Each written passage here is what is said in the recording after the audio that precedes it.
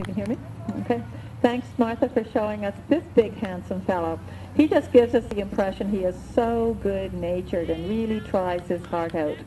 Today in the trot, we saw a forward and rhythmic trot, but we would like to see him freer in the shoulder and showing a greater degree of self-carriage.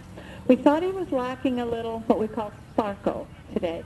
Could be a little tired, but a 7 for the trot. The walk, I'd like to see a clearer rhythm overall and a 6-8. The canter was clear 3-beat, but needs more uphill and just a touch more energy, a 7-2. Submission, this horse appears to really try his all. But today in the mediums, they were certainly moderate, and as I mentioned, a little bit of lack of energy, a 7-4. General impression, a 7-2. Lacking some of that brilliance today, but very obedient to you.